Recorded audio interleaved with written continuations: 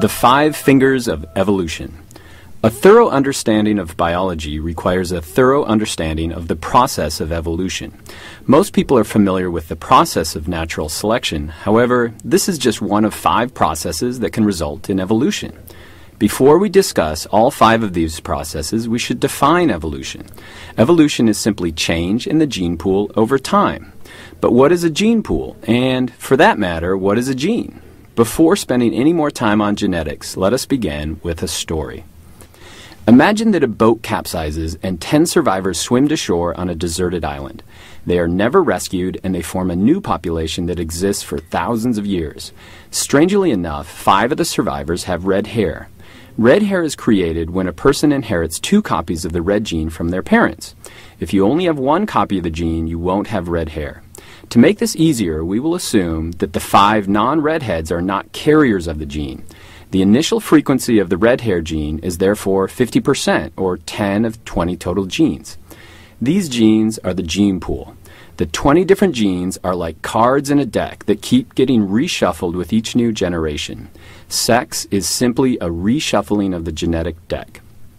The cards are reshuffled and passed to the next generation. The deck remains the same, 50% red. The genes are reshuffled and passed to the next generation. The gene pool remains the same, 50% red. Even though the population may grow in size over time, the frequency should stay at about 50%. If this frequency ever varies, then evolution has occurred. Evolution is simply change in the gene pool over time. Think about it in terms of the cards. If the frequency of the cards in the deck ever changes, evolution has occurred. There are 5 processes that can cause the frequency to change. To remember these processes, we will use the fingers on your hand, starting from the little finger and moving to the thumb.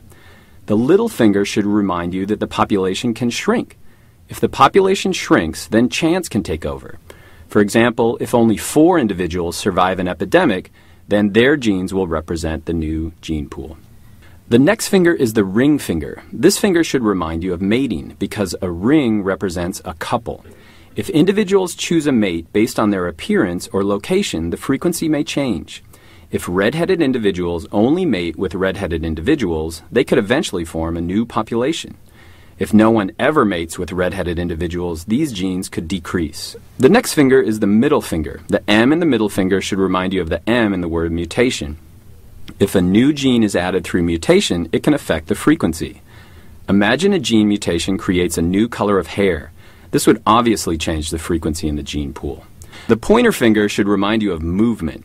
If new individuals flow into an area or immigrate, the frequency will change. If individuals flow out of an area or emigrate, then the frequency will change. In science, we refer to this movement as gene flow. All 4 of the processes represented by our fingers can cause evolution.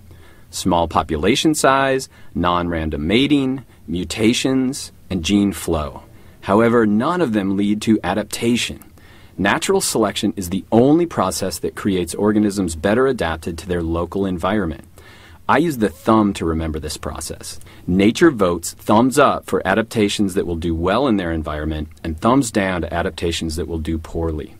The genes for individuals that are not adapted for their environment will gradually be replaced by those that are better adapted. Red hair is an example of one of these adaptations. Red hair is an advantage in the northern climates because the fair-skinned allowed ancestors to absorb more light and synthesize more vitamin D. Thumbs up. However, this was a disadvantage in the more southern climates where increased UV radiation led to cancer and decreased fertility. Thumbs down. Even the thumb itself is an adaptation formed through the process of natural selection. The evolution that we have described is referred to as microevolution because it refers to a small change. However, this form of evolution may eventually lead to macroevolution or speciation. Every organism on the planet shares ancestry with a single common ancestor. All living organisms on the planet are connected back in time through the process of evolution. Take a look at your own hand. It's an engineering masterpiece that was created by the 5 processes I just described over millions and millions of years. Can you recall the 5 main causes of evolution from memory? If you can't, hit rewind and watch that part again. But if you can, give yourself or your neighbor a big 5-fingered high five.